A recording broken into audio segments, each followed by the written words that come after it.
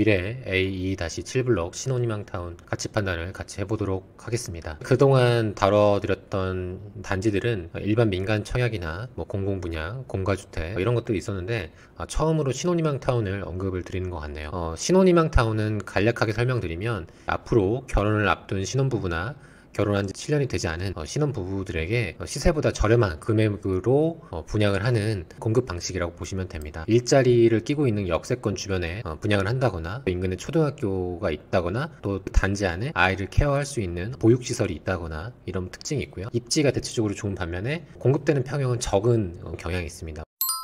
우선 어디 있는지 한번 같이 보도록 하죠. 이곳은 위례 신도시에 위치해 있습니다. 위례 신도시가 과거에는 이제 군 부대 부지였던 걸로 알고 있어요. 군 부대가 이전하고 그 부지를 신도시로 개발한 거고요. 우리가 보통 신도시라고 하면은 살기는 좋지만 서울 접근성이 떨어지는 경우가 대다수잖아요. 신도시 하면 떠올릴 수 있는 몇몇 곳을 한번 볼까요? 동탄 신도시도 있고, 송도 신도시, 청라, 김포, 파주, 일산도 있고요. 그 밖에도 평촌, 안양, 분당, 부천 여러 신도시들이 있는데 기본적으로 쾌적하고 살기가 좋다는 장점이 있지만 한 가지 단점을 꼽자면 서울 접근성이 좀 떨어진다라는 부분이 있죠. 근데 이 위례 신도시는 서울 접근성이 가장 좋습니다. 서울 안에서도 선호하는 지역 중에 하나인 이 송파에 맞닿아 있죠. 서울 접근성도 좋으면서 쾌적하게 아이를 키우면서 살 수 있다. 이 두 가지가 굉장히 큰 장점이고 그래서 매매 가격도 굉장히 많이 상승을 했습니다.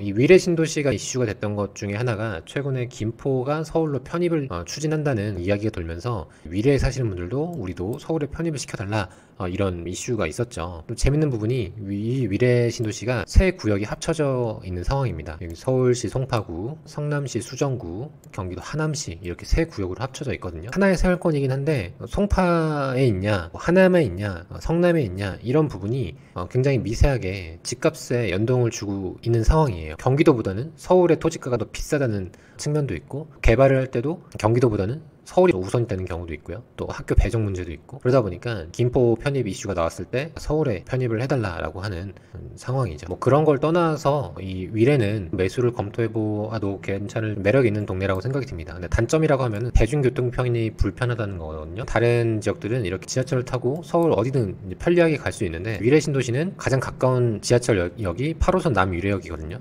그래서 위례 섬이라고 불릴 정도로 대중교통이 불편하다라는 점이 있는데 그래도 내부적으로 추진 중인 것 중에 하나가 이 트램입니다. 트램이 연결이 되면 위로는 5호선, 밑으로는 8호선 이용할 수 있기 때문에 트램 자체는 지상으로 다니는 철도이기 때문에 큰 파급력을 기대하기는 어려우나 그래도 연결이 된다면 더 편리해지겠죠. 정리하면 위례는 서울에 인접해 있는 가장 가까운 신도시이다. 지금 당장은 교통이 좀 불편하지만 이런 것들이 개선이 되어지면 더 승승장구할 수 있는 그런 매력적인 지역이다라고 정리할 수 있겠습니다. 오늘 설명드릴 단지는 여기입니다. 위례 A2-7 신혼희망타운이고요. 2026년 12월 입주 예정입니다. 지금 2024년이니까 4년, 5년, 6년, 3년 정도 충분히 남았죠. 신도시의 단점이라고 꼽자면 학교나 상가, 인프라가 없어가지고 굉장히 생활하기 불편한 경우가 많은데 위례 신도시는 2017년 16년 이때쯤 다 입주를 하고 세월이 많이 지났죠. 그러니까 이 주변으로 대부분의 인프라는 다 갖춰진 상황입니다. 바로 앞에 위례 푸른초등학교도 있고요. 길 건너면 상가도 있고요. 그리고 다른 아파트 세대들도 다 입주를 했기 때문에 입주장이 있다거나 시세가 많이 하락한다거나 이런 일도 없는 거죠. 이제 남위례역도 이용할 수 있기 때문에 주변에 있는 인프라를 바로 이용할 수 있다는 것은 굉장히 큰 장점입니다. 2023년 8월 로드뷰인데 현재 신혼희망타운 부지는 이렇게 펜스를 쳐놨고 초등학교가 길 건너면 바로 갈 수 있게끔 위치해 있습니다. 또 단지 인근으로 상가가 있는데 학원, 병원, 운동시설 이렇게 있는 걸 볼 수 있고요. 음식점, 스터디 카페, 아이 키우면서 필요한 요소들이 고루 갖춰져 있는 걸 볼 수 있습니다. 그 길 반대편으로 보면 여기가 공원이 있거든요. 퇴근하고 나서 내지는 주말에 가족들과 함께 공원을 거니는 그런 부분도 있겠죠. 신혼희망타운이 어떻게 생겼는지 홈페이지를 통해서 보도록 하겠습니다. 총 세대수는 1000세대가량 되는데 군 관사랑 같이 이용을 하기 때문에 섞여져 있다라고 볼 수 있겠고요. 군인 세대도 당연히 아이를 키우면서 일반 직장인들처럼 이제 생활하기 때문에 이 단점이 있거나 그렇지는 않다고 생각이 듭니다. 일반 아파트와 유사하다고 보시면 되겠고요. 단지 배치도를 보시면 색깔 쳐져 있는 부분들이 이제 신혼희망타운으로 공급되는 곳입니다. 5201동, 5202동, 5203동, 5204동, 4동, 5동, 6동, 7동, 8동까지 이렇게 되어 있고요. 이쪽이 남향이잖아요. 남쪽을 바라보고 있는 쪽이 낮겠죠. 그래서 1, 2, 3 판상형, 3, 5 판상형 이런 쪽이 나을 것 같고요.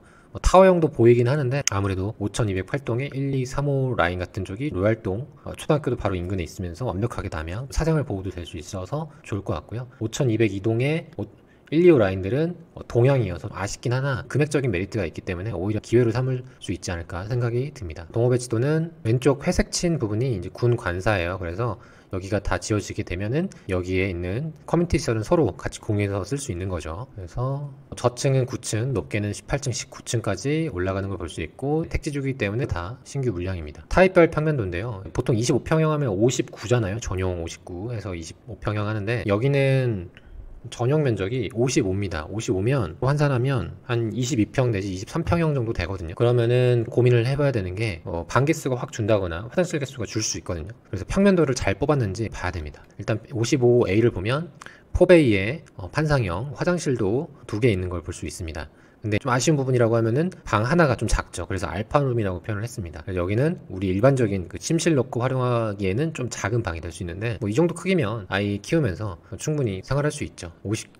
55B1이 있고요. 55B1은 타워형으로 되어 있고 방 3개에 화장실 2개인데 하나 방이 알파룸이라는 점. 55B2가 있고요. 55B1과 거의 유사하다고 볼 수 있겠습니다. 55C가 있고요. 55C는 포베이의 판상형 이고요. 55D는 여기는 타워형인데 우리가 일반적으로 봐왔던 그런 타워형과는 조금 좀 다르죠. 이쪽 공간과 이쪽 공간이 사뭇 좀 나뉘어져 있는 듯한 느낌이 듭니다. 그래서 선호도 측면에서는 55D가 좀 낫지 않을까 생각이 듭니다. 이런 55 평수가 작은 것은 모델하우스도 샘플하우스도 보시고 인터넷상으로도 얼마만큼의 크기인지를 미리 감 잡아 놓는 게 중요하다고 생각합니다. 55A의 포베이 판상형 사이즈고요. 이렇게 되어 있습니다. 다른 타입들을 한 번씩 눌러서 확인해 보시길 바라겠고요. 여기 사이버 모델하우스도 있네요. 평면도를 열어보면은 이렇게 되어 있죠. 그래서 침실도 있고 이렇게 하나씩 되어 있는데 별도로 여기 알파룸에 대한 부분은 나와 있지 않네요. 그냥 방 사이즈가 기존에 있는 침실보다 절반 내지는 3분의 2 정도 된다라고 기억을 하시면 되겠습니다. 인테리어 마감재가 있고요.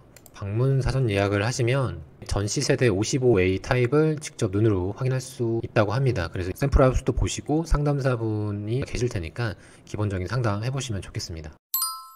입주자 모집 공고문을 보도록 하겠습니다. 신혼희망타운 같은 경우에는 일반 민간 청약과는 좀 달라요. 그래서 꼼꼼하게 입주자 모집 공고문 읽어보시고 궁금한 사항이 있으면 LH 청약센터나 내지는 상담 전용 번호가 있거든요. 여기로 전화하셔가지고 한번 물어보시면 되겠습니다. LH의 좀 단점이라고 하면은 LH 마크나 내지는 LH에서 분양하는 브랜드를 같이 달고 가는 경우가 있거든요. 입주자 예비 협의회가 어떻게 활동하느냐에 따라서 바뀌기도 하고 그냥 유지가 되는 경우도 있는데 그 부분은 오래 지속될 수 있다, 감안해야 된다라고 생각하시고 접근하는 걸 추천드립니다. 병행 사용할 수 있다, 이렇게 되어 있죠. 신혼부부 혼인기간 7년 이내 내지는 6세 이하 자녀를 둔 경우, 그리고 예비 신혼부부 혼인을 계획 중이며 공고일로부터 1년 이내 혼인 사실을 증명할 수 있는 자, 인적사항을 넣는다고 해요. 그리고 한 부모 가족 6세 이하 자녀를 둔 부 또는 모이니까 보통 신혼부부 특별연금이라고 하면은 여기 첫 번째 사항 혼인한 지 7년 이내이잖아요. 근데 예비 신혼부부나 한 부모 가족도 신혼희망타운은 신청할 수 있기 때문에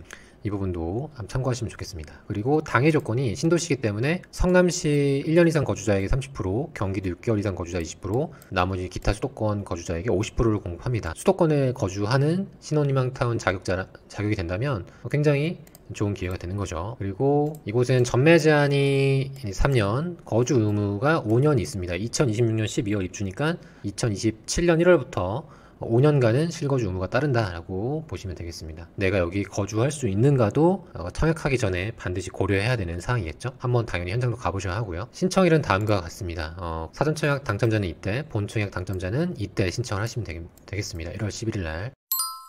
그리고 신혼희망타운은 일정 금액 이상이 되면 의무적으로 대출 상품, 이 모기지에 가입을 하셔야 됩니다. 이 수익 공유형 모기지에 가입을 해야 됩니다. 근데 이 상품은, 이 분양단지는 의무 가입 대상이고, 이제 이렇습니다. 만약에 내가 이곳에 대출을 70% 받고 자녀가 2명인 상황에서 한 20년을 살았어요. 19년 살았어요. 그때 집을 팔았어요. 집값이 6억인데 한 15억에 팔았어요. 그럼 차익이 9억이잖아요. 그러면 그 9억의 차익에서 10%는 이제 나라에 귀속이 된다는 거죠. 그래서 대출 기간이 길면 길수록 또 자녀가 많으면 많을수록 나중에 나라에 나라에 쉐어하는 그런 금액이 줄어든다는 그런 개념으로 보시면 되겠습니다. 만약에 대출 기간이 짧고 자녀가 없거나 적다라고 하면은 나라와 수익을 배분하는 구조가 더 커지는 거죠. 이왕이면 오랫동안 거주하시고 자녀가 많은 분들에게 더 유리하겠죠. 왜냐하면은 결국 부동산은 세후 수익이거든요. 세금 내고 나서 내 손에 쥐는 금액이 가장 중요한데 차액은 10억인데 나라에 5억을 줘야 된다라고 하면은 너무 크잖아요. 그러니까 얼마만큼 이곳에 살지, 자녀는 얼마만큼 될지 이런 부분도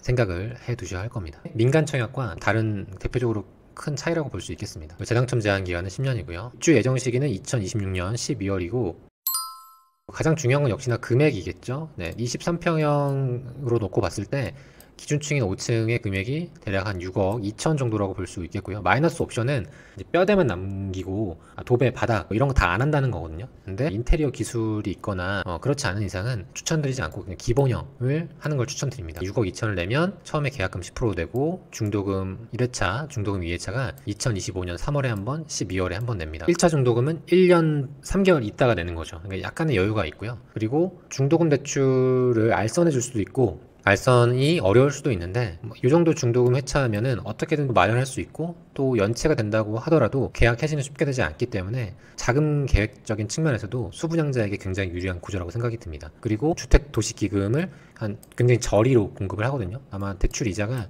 한 1% 정도 될 거예요. 거의 공짜로 쓰는 거죠. 이런 대출도 알선해 준다라고 미리 기억해 두시면 좋겠습니다. 옵션을 선택하는 게 있는데 거실하고 알파룸, 침실 2를 분리하는 게 있고 통합하는 게 있거든요. 근데 개인적으로는 무조건 분리하는 게 좋다고 생각합니다. 나중에 되팔 때도 훨씬 더 유리하고요.